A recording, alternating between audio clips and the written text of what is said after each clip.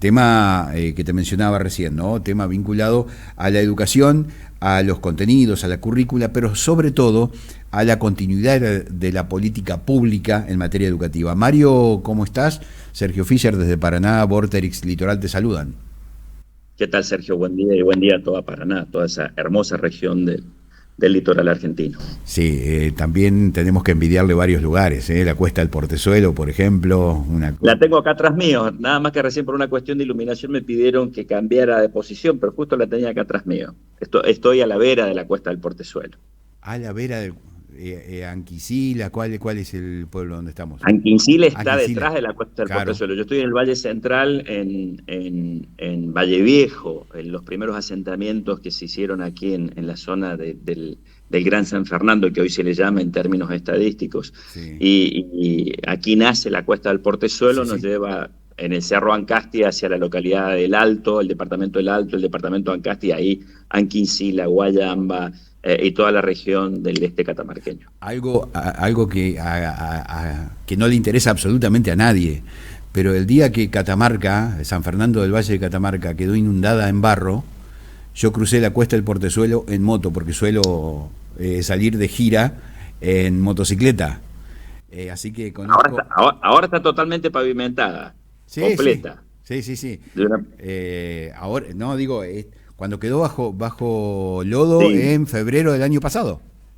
claro, Claro, bueno, claro, algunas pasamos. partes de la ciudad. Sí, Así bueno, que ahora ahí es de donde viene la famosa paisaje de Catamarca, esa samba tan sí. emblemática que distingue a esta provincia y que, bueno, siempre se entona en nuestra fiesta nacional e internacional del poncho que acaba de terminar ahora, hace unos pocos días Sí, atrás. sí, la verdad que digo, cuando fui a visitar ese lugar y lo vi personalmente y desde ese lugar, no desde arriba de un coche sino sintiéndolo, digamos, desde arriba de la moto, entendí que era literal, es la descripción literal del paisaje de la Cuesta del Portezuelo en la Zamba. Es increíble, Ese pueblito aquí, otro más allá, y esos es mil increíble. tonos de verde, Sí, ¿no? Y un sí, sí. camino largo que baja y se pierde. Sí, impresionante.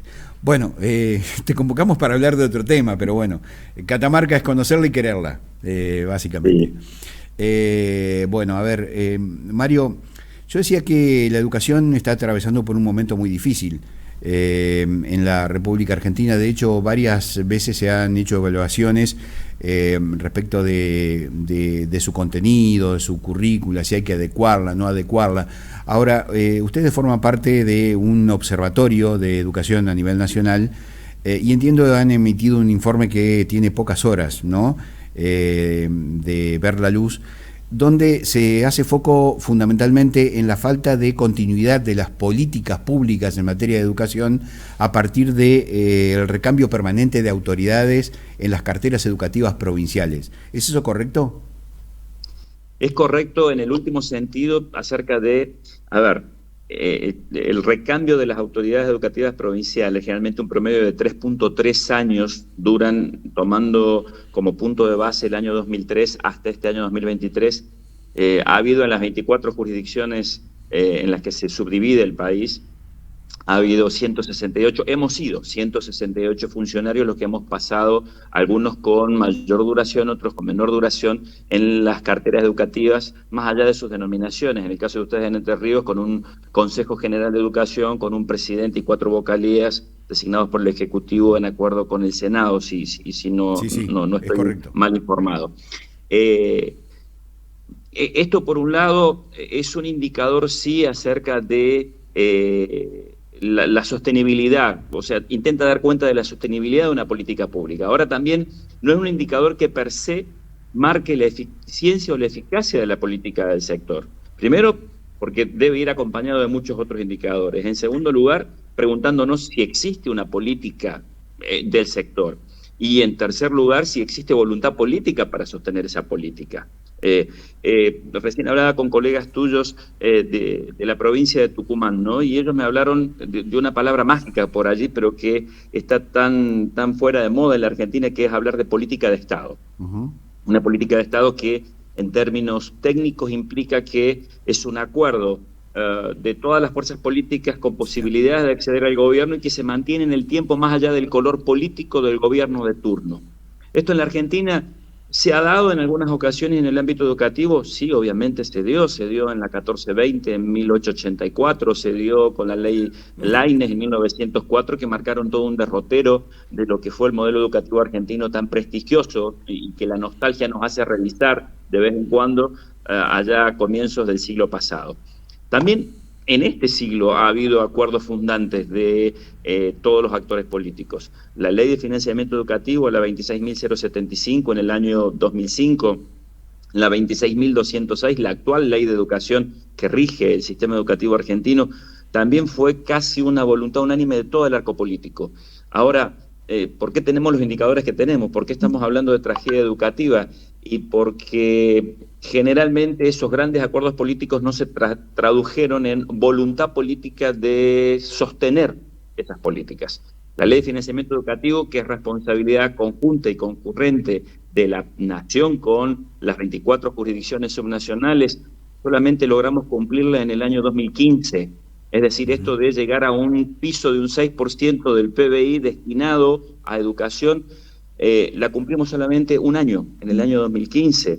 El resto de los problemas que generalmente nos agobian a todos los argentinos dejó a la educación muy atrás en materia de voluntad política para cumplir estos acuerdos. Entonces, había otros compromisos, por caso la extensión de la jornada, por caso la universalidad de la sala de 3 años, que tampoco hemos sido capaces de cumplirlo. Y han sido acuerdos colectivos, digo, de todo el arco político representado en el Congreso de la Nación. Entonces, hay una cuestión de fondo acerca de el incumplimiento de los compromisos que asumimos como sociedad. Y en esto, en la educación, es el primer reflejo de ello, ¿no, Sergio? Así que creo que allí este indicador acerca de la tasa de permanencia o de rotación, si se quiere, de los ministros provinciales y de la Ciudad Autónoma de Buenos Aires, es una herramienta más que nos permiten de algún modo suponer la continuidad o no de una política. Pero también el propio informe, que no avanza, pero muestra que muchas veces hay jurisdicciones que han tenido una bajísima rotación de funcionarios públicos a cargo de la cartera educativa, pero sus indicadores de calidad educativa no son de los mejores.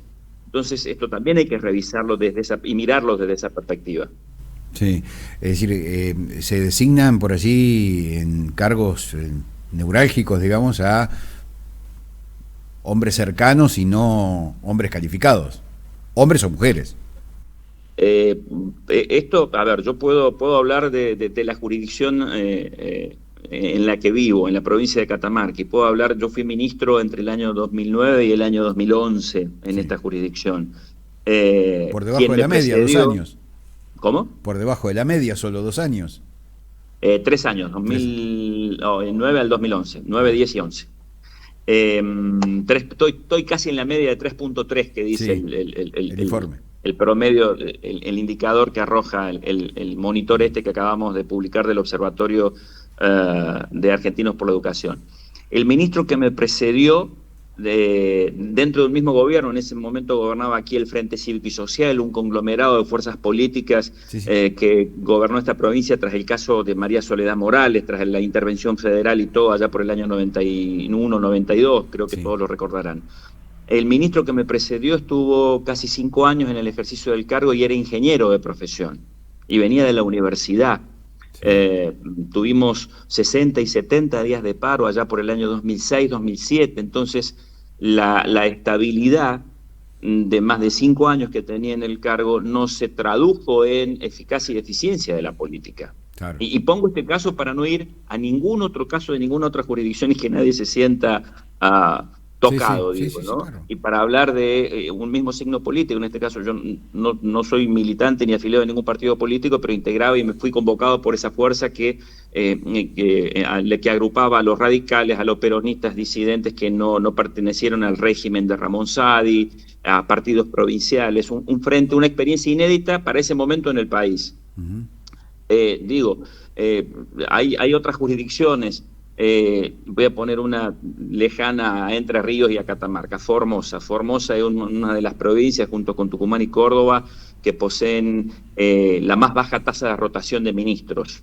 Creo que ha habido 3 o 4 ministros en los últimos 20 años, pero los indicadores de calidad y eficiencia educativa de Formosa no son un reflejo de esa estabilidad en el ejercicio del cargo. Claro. Entonces, no hay una relación directa, volviendo a tu pregunta original, ¿no? A tu pregunta inicial.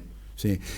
Uno supone que para este tipo de cargos debieran quizás concursarse, ¿no? Digo, para justamente que sea alguien calificado para la materia. Digo, la meritocracia como objetivo primordial. Bueno, hablando de meritocracia, que una palabra tan discutida, porque Sí. ha sido ideologizada. Sí, claro. La meritocracia es en función, es dable en el sistema educativo, si yo hablo del sistema y de los agentes naturales del sistema educativo y a quien va destinado al sistema educativo, que son las alumnas y alumnos de nivel inicial, primario, secundario y luego la educación continua. Debe ser entendida si hay puntos o denominadores comunes a partir de los cuales yo establezca mediciones. Cuando se trata del ejercicio de la autoridad, es dable hablar de meritocracia. Ahora, cuando el sistema ha sido cooptado también por poderes sindicales, por fuerzas sindicales que deciden y resuelven muchas veces en muchas jurisdicciones las políticas educativas del sector, generalmente queda condicionado a los intereses de factoriales, si se quiere, grupales, y a los intereses más que permanentes o aquellos que deben reflejar la calidad o medida en el paso del tiempo.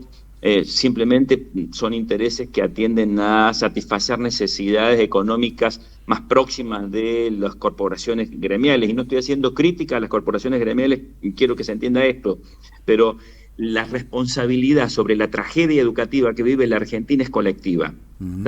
La escuela es decía un colega tuyo, periodista de un medio cordobés, debería ser un templo del saber. Y ni así todo cumple esa función. Lo que no es la escuela es un templo de milagros. No le pidamos a la escuela que resuelva aquellos epifenómenos que están pasando por fuera de la escuela y que como sociedad no hemos logrado resolver. Luego de la crisis del 2001, donde se pusieron en jaque todas las instituciones, la única que quedaba en pie en aquel momento era la escuela. Pero esta también está cayendo, digo, cuando 2 de cada 3 niños llegan a 3er grado, terminan la primaria sin comprender lo que leen, si es que leen, cuando 9 de cada 10 terminan el secundario sin los conocimientos mínimos de matemática, estos son los resultados de las pruebas a aprender, de las evaluaciones censales, cuando 16 de cada 100, sobre cada 100 que ingresan al sistema en el nivel inicial, solo egresan 16 con los saberes mínimos, es que hay una falla colectiva. Sí, claro. Por eso hablo de tragedia. Entonces, si no atendemos esta situación, este último informe es un indicador más, pero que no nos resuelve, por más que yo le diera estabilidad y concursar a los cargos, si no tengo una política clara y si no tengo voluntad política de los decisores, que son los gobernadores y el presidente, gobernadores y gobernadoras, y presidente o presidenta de la nación, de poner a la educación en el norte y como faro de todas nuestras preocupaciones, creo que vamos a seguir navegando en esta incertidumbre colectiva y haciendo como si, en esta suerte de simulacro, haciendo como si funcionara todo en el sistema educativo cuando las cosas no están funcionando. Mario, el tema da para charlar muchísimo más. Sé que tenés una agenda bastante cargada hoy de entrevistas, así que te libero. Te dejo en el paraíso. Muchísimas gracias. Y los invito a todos a este paraíso. Abrazo grande, Mario. Tenga buen Gracias día. a ustedes.